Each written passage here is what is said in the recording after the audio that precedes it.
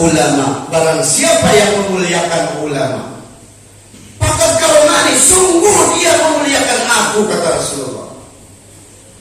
Faqad karomani, apa? Wa man karomani faqad karomallah. Barang siapa yang memuliakan aku, maka memuliakan Allah. Man karomallah dakhalal jannah. Barang siapa yang memuliakan Allah, maka masuk ke dalam surga.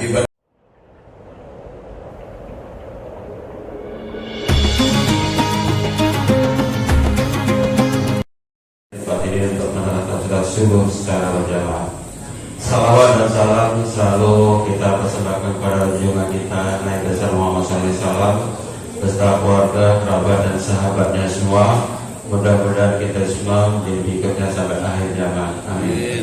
Bapak Ibu jamaah salat subuh yang dirahmati Allah, informasi untuk jadwal sore besok, insya Allah kita di Masjid Al-Firdaus Komplek PT Permen. Untuk berikan tausiah pada subuh ini yang terhormat Bapak Ustadz Syahidah. Untuk Pak Ustadz, kami persilakan. Bismillahirrahmanirrahim. Assalamualaikum warahmatullahi wabarakatuh.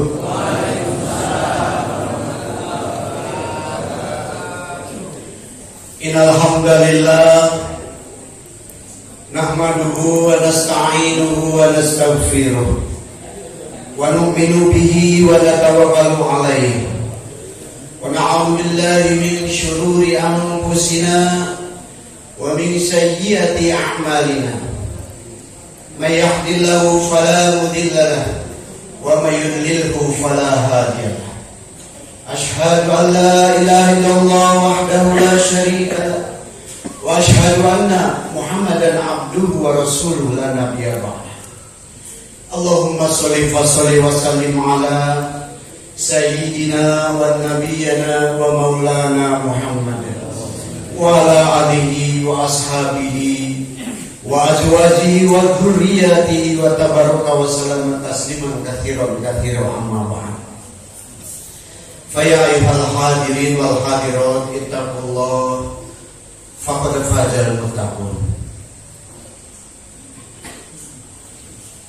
Al-mukarramun, para alim, para ulama yang kami muliakan, para ustaz, para asatidz, para imam, tokoh agama, tokoh masyarakat, wabil khusus pengurus masjid Nurul Muslimin. Musola apa masjid? Saya udah berkali-kali ke sini. Saya ini udah agak PDI, Pak. Penurunan daya ingat.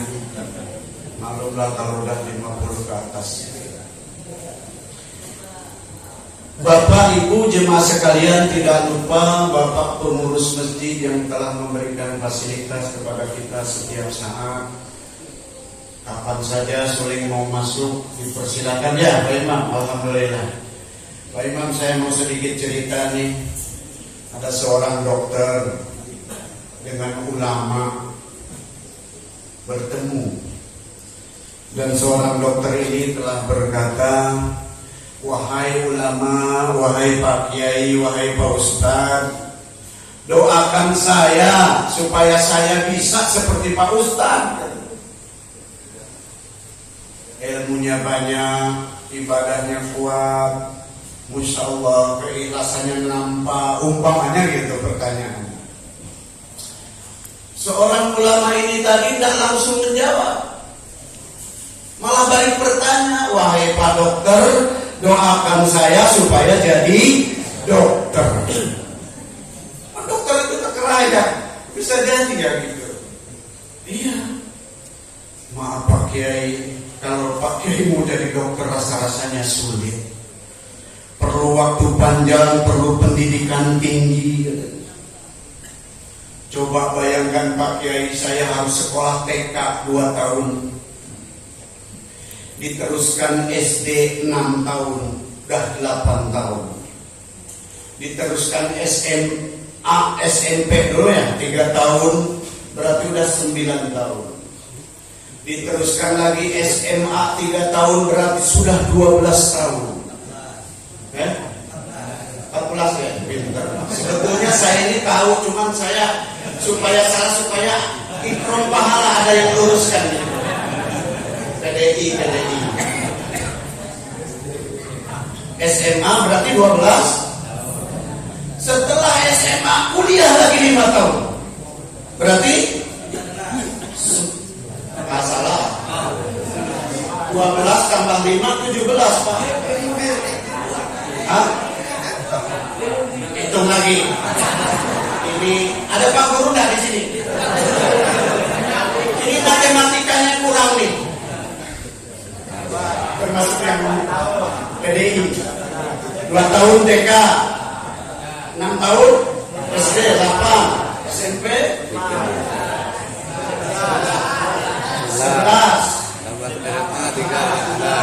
tambah 5 16. Ditambah praktek lagi 2 tahun 21. Ditambah honor 9 tahun baru diangkat. Itu hitung-hitung 25 tahun Pak Kiai sekolahnya. Rasa-rasanya Kiai tidak bisa. Lalu dia pun menjawab, sama. Kamu pun untuk jadi orang soleh, orang alim tidak cukup hanya didoakan. Kamu harus mondok supaya hafal Quran bertahun-tahun.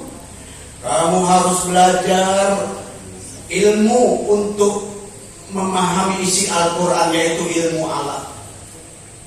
Kamu mungkin dengarnya aja udah pusing, apalagi belajarnya. Untuk menghafal Al-Quran itu 30 juz bukan mudah. Anak saya belajar Quran sampai poros kering. Dia belum nyaman makan, belum nyaman tidur kalau belum bisa setor sama kiai. Tuh, sampai poros. 30 juz. Memang Allah berikan kemudahan kalau sungguh-sungguh.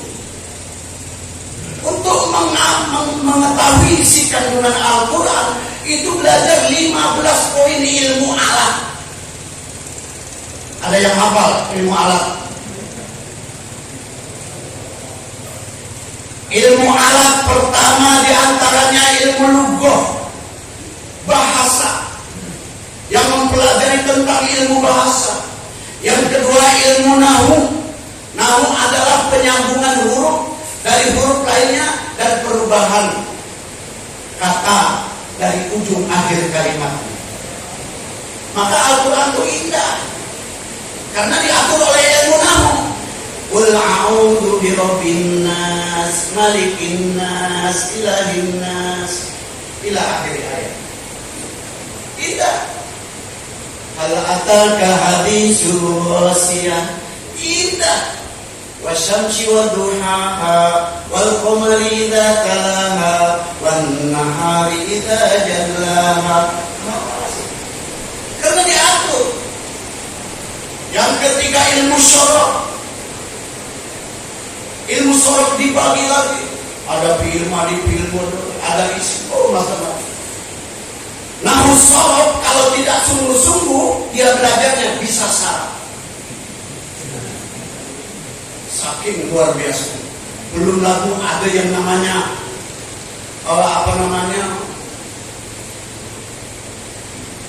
ilmu ashabul nujum, asbab keluar, ilmu ma'aninya, makna, terus sampai ilmu hadis. Al-Quran hanya nyuruh sholat, maghrib, isya, asar, subuh, tapi hadis yang menentukan daripada rokaat. Maka jemaah sekalian, tidak cukup waktu 15 menit untuk menyampaikan ini. Intinya kata Pak Kiai ke dokter, kamu juga tidak bisa jadi orang alim hanya cukup didoakan. Ibu bapak yang dimuliakan Allah, mautul ulama maka mautul dunia. Matinya ulama, matinya dunia. Di dunia nabi ulama, ad-dunya zulmat. Di dunia ini tidak ada ulama, maka dunia ini gelap di masyarakat. Coba ulama, kenapa sampai disabdakan oleh Rasulullah, al ulama warasatul anbiya, ulama ini adalah para pewaris para nabi.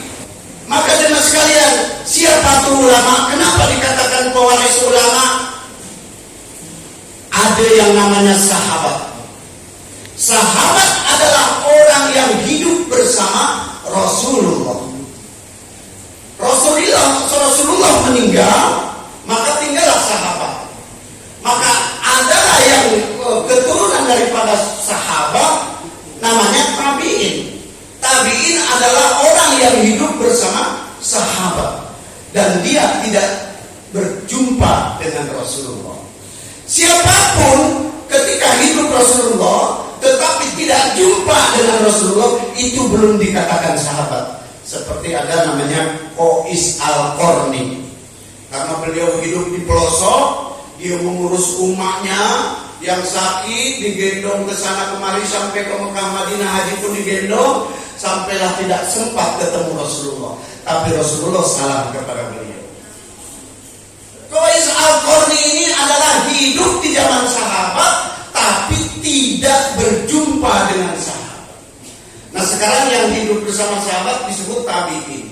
Nah saat tabi'in meninggal, hiduplah tabi'in, maka ada lagi di bawahnya tabi'in. Terus para wali-waliullah, dan akhirnya sekarang para ulama.